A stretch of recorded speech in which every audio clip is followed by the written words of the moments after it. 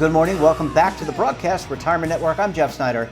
This is BRN AM for Wednesday, August 4th, 2021. And our top story today, the availability of state auto-IRA programs complements retirement plan private markets. And joining us now to discuss this and a lot more, John Scott is director of the Retirement Savings Project at the Pew Charitable Trust. John, it's great to see you. Thanks so much for joining us on the program this morning. Thanks, Jeff. Great to see you. Yeah, it's great to connect. I'm sorry we haven't been able to connect in person, but we've got a really important topic today. We're talking about the impact of state auto-IRA programs on private retirement markets. John, how many workers out there in the United States are currently not covered by an employer-sponsored or workplace retirement plan? Yeah, it's a great question.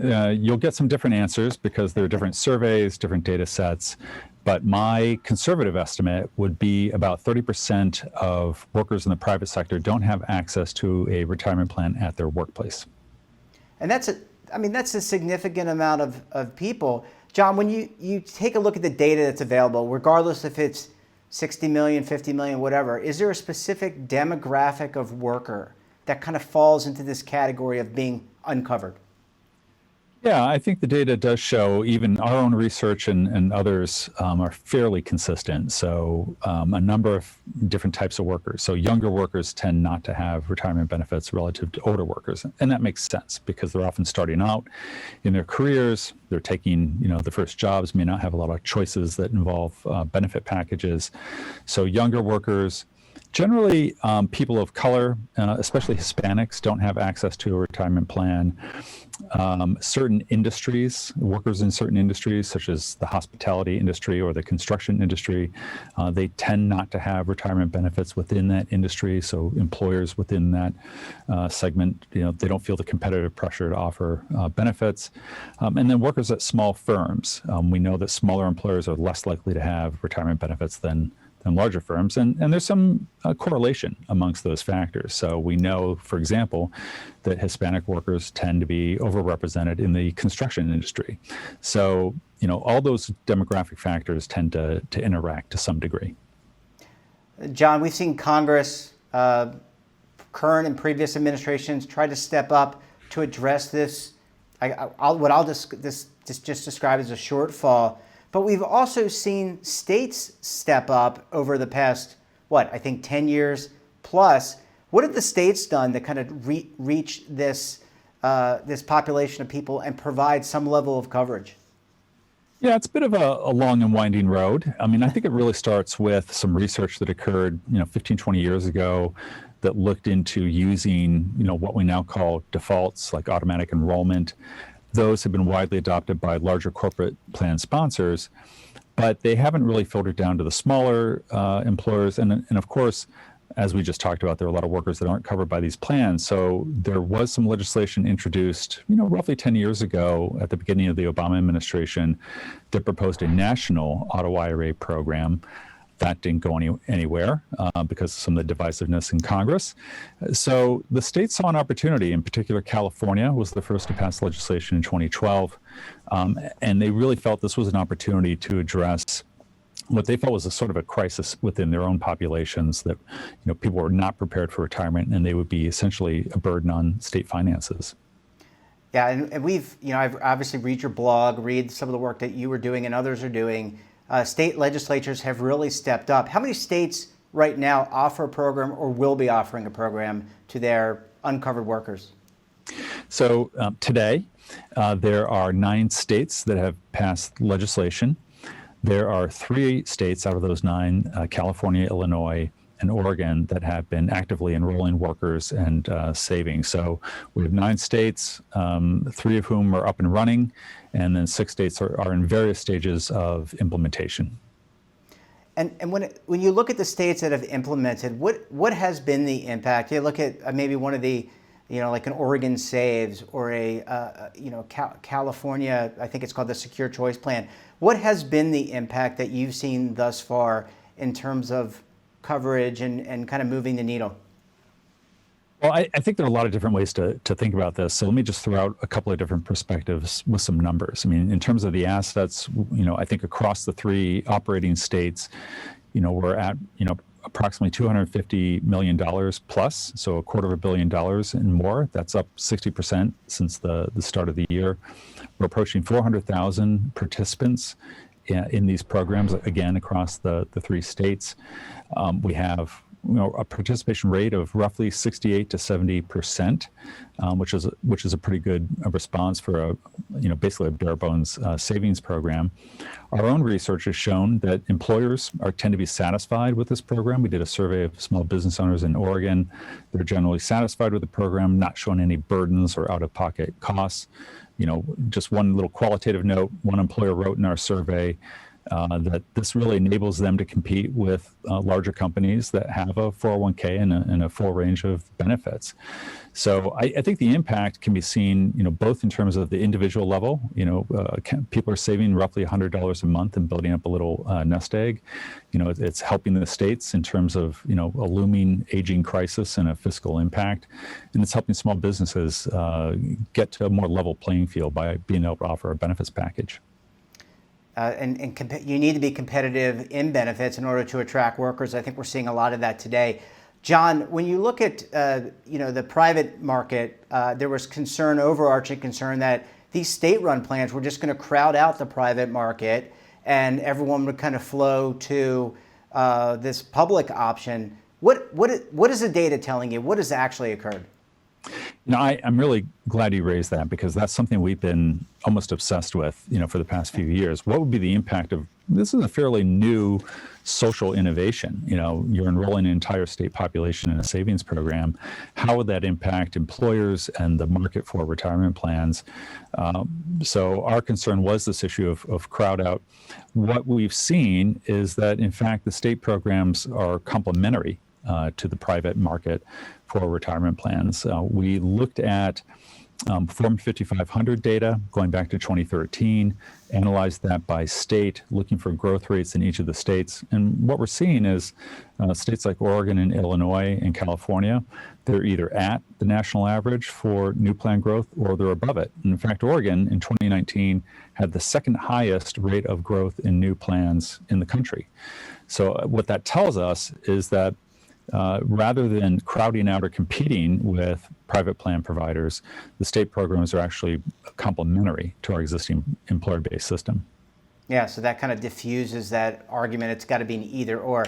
John, I need to take a very quick break. I apologize. I want to get more into this. When we come back, we'll talk more with John about the positive impact of Auto-IRA programs to private market retirement plans. You're going to want to stay tuned right here on BRN AM.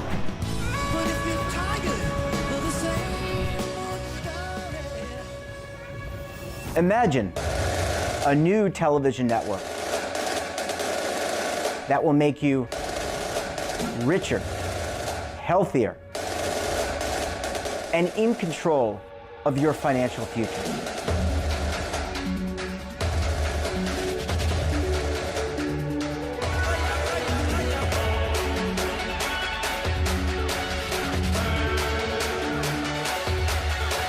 This network is for the policewoman in Nashville, Tennessee, the baker in Dubuque, Iowa, the teacher in Lexington, Kentucky. We want to make the idea of savings and retirement culturally relevant. But what do you see as a defining issue of the midterms, especially for the smaller businesses? I mean, they are the lifeblood of the American economy.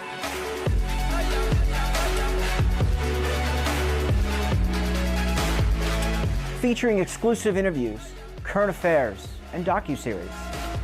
33 years old, you retired early. The philosophy is money only matters if it helps you live a life that you love. But you got to start thinking about retirement as soon as you get in.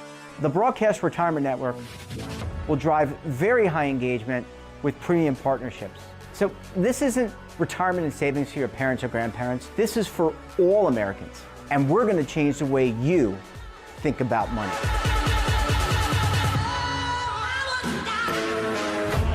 Welcome to the next frontier of retirement and savings. This is BRN, the Broadcast Retirement Network. Are you stuck with a low credit score? A credit report and score that's causing you to be denied credit or pay higher interest rates than others for the same things? Then do what Terrence did and call Credit Repaired for your free credit evaluation to help restore your credit. I started thinking about buying a new house, and my score wasn't where I needed it to be. I called and spoke with one of the representatives, and we just had a good conversation, and I liked what he was saying. Just one call for his free credit evaluation was all it took to start back on the track to repairing his credit. I'm seeing the deletions and I'm getting the report, so I know something's being done. It does make a difference to me. All it takes is one call to get started. Credit Repair has given me a second chance to have a better credit score. Don't let a low credit score hold you back another day. Do what Terrence did and make the call for your free credit evaluation. Call 800-819-4152. That's 800-819-4152. Again, 800-819-4152. Welcome back. We're talking to John Scott of the Pew Charitable Trust. John, thanks so much for staying with us this morning. Thanks again. Yeah, this is really important, and I think people out there who are maybe running a business or a small organization should or certainly have a lot of information to consider. And we can certainly talk at a later date about some of the congressional legislation that's been passed that also provides some solutions. But John, just based on your research, it doesn't have to be an either-or solution, right? I mean, that's what you're saying here. This is complementary. It doesn't have to be just all public. It doesn't have to be all just private.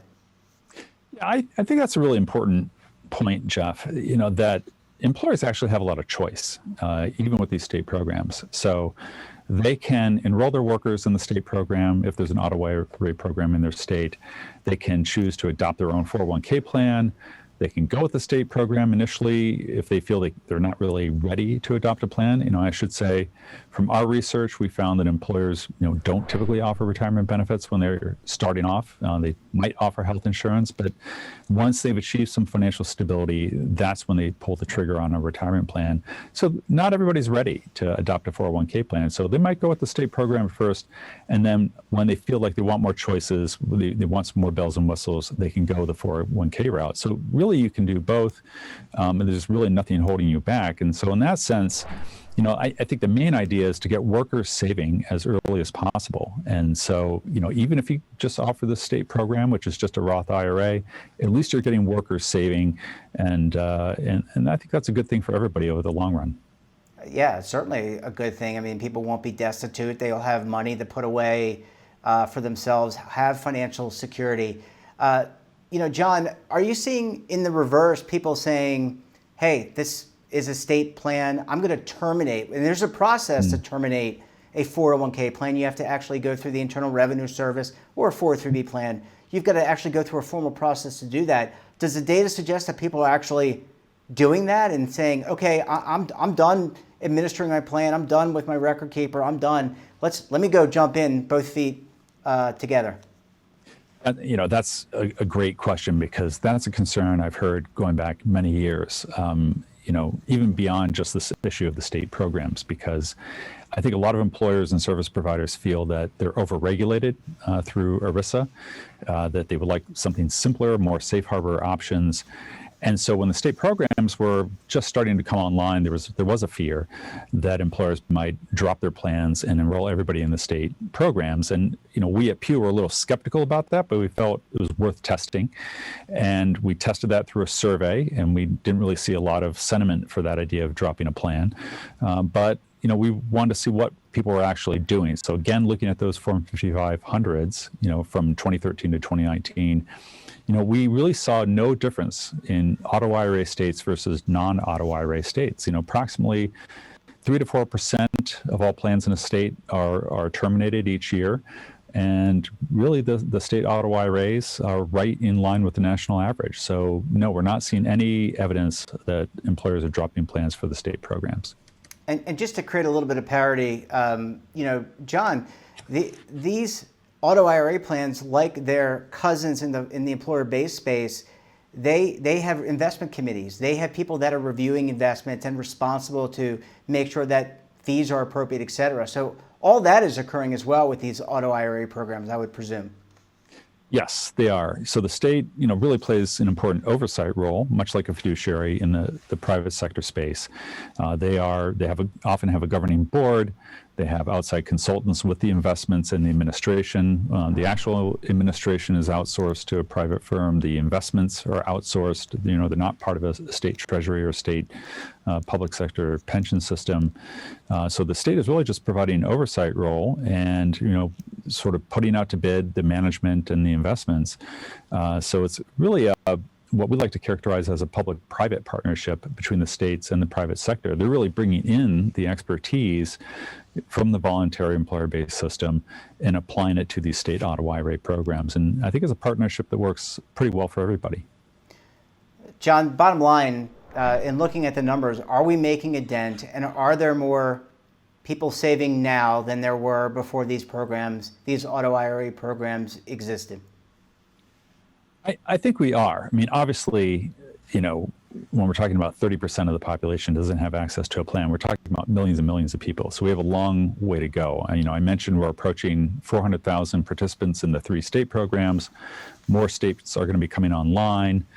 We talked about the bump in new employer plans, sort of nudged by the state programs in their states. So we haven't quantified that. That might be a new project for Pew going forward, new project for my team.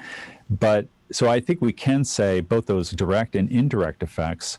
And also, purely in the private sector, as you know, we're seeing PEPs, the pooled employer plans as well. I think there's a lot of great innovation going on that really does translate into hundreds of thousands, if not millions, of new savers. Yeah, well, I think we're moving in the right direction, and I hope that in my lifetime we'll be able to provide people, whoever wants it, the opportunity to save for retirement. John, we're going to have to leave it there. Great research as always from you and the Pew team. Thanks so much for joining us, and we look forward to having you back on the program again very soon. Thanks for having me, Jeff. And that wraps up this episode of BRN AM. Have a topic of interest, somebody you think we should talk to, drop us a line. And don't forget, for all the information in retirement markets, technology, personal finance, so much more, check out today's edition of our daily newsletter, The Morning Pulse. We're back again tomorrow, so until then, I'm Jeff Snyder. Stay safe, keep on saving, and don't forget, roll with the changes.